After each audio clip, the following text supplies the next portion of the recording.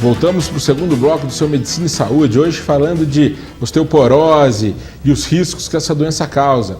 Com o Dr. Ronaldo Paris Buenain, ortopedista, chefe do Serviço de Ortopedia e Traumatologia do Hospital Universitário da Universidade de São Francisco. Ronaldo, voltamos então, lembrando que de tudo que a gente já falou da osteoporose, todos os problemas que causam, etc. tal. Bom, aí você está lá no plantão, certo?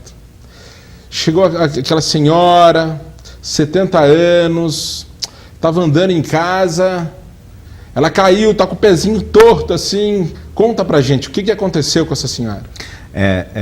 Isso infelizmente está sendo cada vez mais comum nos nossos pronto-socorros aí, né?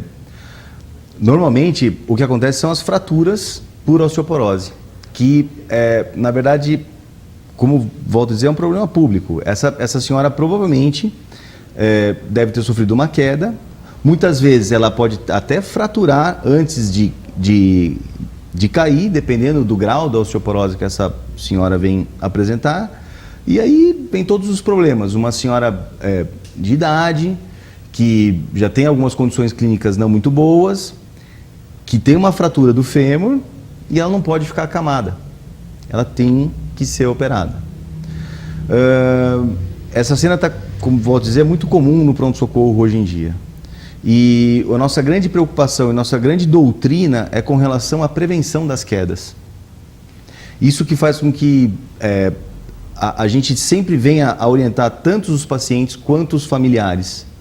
Com relação a pessoa idosa, normalmente ela acorda muito à noite para ir no banheiro, sim. E com medo de incomodar o acompanhante ou os filhos, não acende a luz. Isso é um problema. Então, assim, o que a gente orienta é que a pessoa que necessita ir à noite no banheiro já acenda a luz, certo? Isso enxergue aonde está indo, para não ter que esbarrar em algum móvel. Cuidado com o uso dos chinelos. Às vezes as pessoas têm o chinelo por muito tempo e esse chinelo ele fica solto do pé e faz com que essa pessoa tropece, perca o equilíbrio e caia. Isso vem acontecendo, as fraturas também acontecem por essas quedas. Outro problema são alguns tapetes. A pessoa enrosca o pé no tapete, pela dificuldade de andar, a pessoa enrosca o pé no tapete. Então são essas medidas que a gente pede para os familiares e para os próprios pacientes que eliminem esse tipo de problema. São situações simples de serem resolvidas e fazem com que haja uma prevenção muito grande em relação a essas quedas e as fraturas por osteoporose, que na verdade é o grande temor das pessoas de idade, ter uma fratura do fêmur. Uma coisa muito importante, porque, lógico, não incomodar é uma coisa natural do ser humano, certo? Outra coisa, ter a casa bonita porque vai receber. Mas, gente, a saúde, ela é o ponto final, né? Você tem que tomar cuidado com aquilo, porque se deu um problema ali, vai receber o pessoal no hospital, não é legal. Não é legal, não é legal. É muito mais, voltando a falar, essas doenças que preocupam a saúde pública, fazem com que a prevenção seja sempre o mais recomendado, né?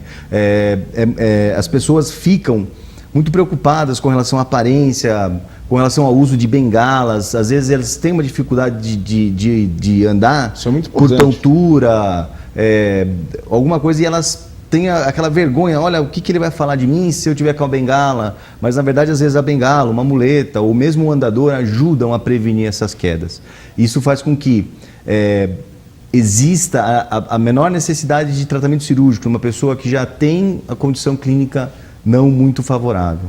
Uma outra coisa importante também, às vezes na hora do banho, que o banheiro fica escorregadio, colocar aquelas maçanetas para segurar, para ter um apoio, para poder se escorar e evitar assim as quedas. Na verdade, o nosso grande temor com relação à osteoporose em pessoas de idade são as fraturas. Uma vez que as fraturas acontecem, elas são, na grande maioria, de tratamento cirúrgico. E uma cirurgia de fêmur também não é uma cirurgia tão simples. Isso é uma coisa muito importante que a gente está levando, então, puxando para aquela pessoa que está assistindo a gente, está falando assim, mas eu não tenho esse problema. Você pode ter. Pode ter. Pode ter. E se você, infelizmente, tem como você contornar e levar uma vida muito boa. Por quê? Aí você falou uma coisa, o ponto que a gente, infelizmente, acaba chegando no paciente grave, etc. Tal. paciente, então, hoje em dia vive mais, a gente tem mais expectativa de vida, certo?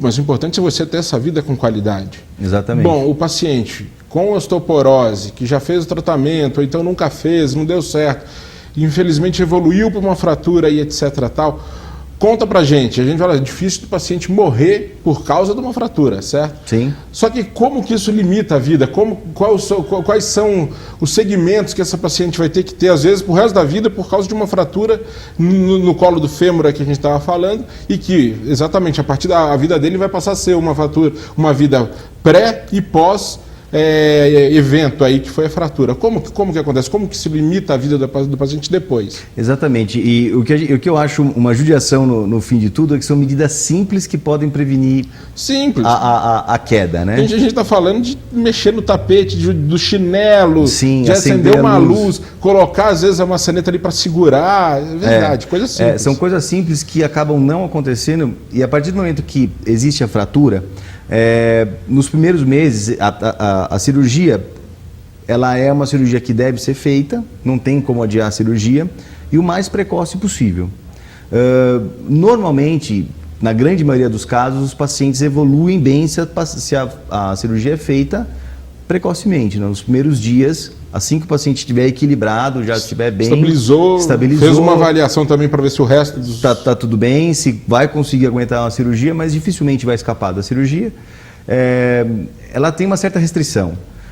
Nos primeiros meses vai ter que ter um acompanhamento de fisioterapia, vai ter que ter um acompanhamento de uma pessoa, vai depender de uma outra pessoa para atividades comuns, como tomar banho, se locomover até o banheiro, se alimentar, fazer sua própria comida. Então, coisas que às vezes essas pessoas já faziam antes da cirurgia, acabam não fazendo nos primeiros meses. E, na grande maioria das vezes elas evoluem bem, após 3 ou 4 meses já estão com a sua vida independente. Mas aí outro ponto importante, se essa pessoa nunca foi tratada de osteoporose antes e apresentou a fratura, a chance dela ter uma fratura do outro lado é em torno de 70%. É uma porcentagem alta. Então, assim, o tratamento está sendo entrado tardiamente, né? Por isso que eu volto a repetir. As pessoas que têm, as mulheres com menopausa precoce, acima de 45 anos, elas devem procurar o profissional médico para poder fazer o diagnóstico e o tratamento precoce. Então, isso é uma coisa muito importante. Além disso, aquelas pessoas que apresentam alterações de hormônio, com o hormônio da paratireoide, pessoas que fumam, pessoas que abusam do álcool, eu acho que isso é uma coisa que deve ser levada em consideração justamente para evitar esse tipo de problema mais para frente. Imagina, 70% de chance de ter uma fratura do outro lado, depois que foi feita a fratura, entendeu? Sim, sim. É uma porcentagem muito alta em que faz com que a gente tenha que entrar com tratamento. Né? Muito limitador. Exatamente. Limitador. E conta para mim um negócio. Como é que é o impacto, então, com a família? Porque, exatamente, às vezes você tinha o idoso em casa, a cabeça do idoso está boa, sim, ele trabalha, ele raciocina, está tudo ok, tudo tranquilo. E, de repente, então, fazia todas as atividades, ele se encontra acamado. A família vai ter que pegar, vai cuidar, etc. tal. Isso mexe com todo mundo, certo? E como trabalhar isso aí no dia a dia? Esse é um fator importante, né? A família, ela tem que se locomover. Primeiro, no hospital. Sim. Tem que todo mundo parar os seus afazeres, lógico, para cuidar do idoso, do seu parente que está internado. Então já acaba mudando bruscamente as suas atividades do dia a dia. Muitas vezes tem que faltar no trabalho, fazer um revezamento entre irmãos, entre genros, entre familiares, justamente para poder cuidar dessa pessoa. E é importante que tenha isso. E é importante e extremamente necessário que tenha isso, né? Porque, como eu falei, a pessoa ela fica limitada, fica acamada nos primeiros meses, até ela ter uma independência a voltar a fazer o que ela fazia antes da fratura. Mas nesse tempo gera um desconforto e um transtorno, tanto para a pessoa que é cuidada, que tinha uma independência e acaba tendo que ser cuidado por uma outra pessoa, como para as pessoas que cuidam ter que tirar toda a sua rotina para cuidar da pessoa que necessita, que tem que ser cuidada. Isso. E então, a gente já falou que depois da fratura existem todos esses fatores que limitam, etc. Apesar do risco baixo de morte, ele é uma coisa que limita a vida e diminui a expectativa de vida, certo? Certo.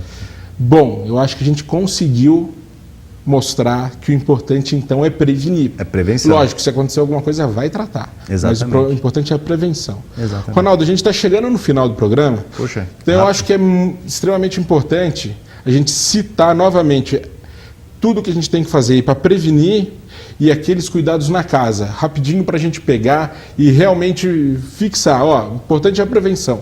Então, como prevenir? Do começo até a hora do tratamento. Basicamente, a pessoa, desde a infância, ela tem que ter uma alimentação rica em cálcio, seria leites e verduras de folha verde escura, atividade física regular, exposição ao sol, e a partir do momento que você tem a necessidade, uma mulher na menopausa, depois da menopausa, tem que ter o controle médico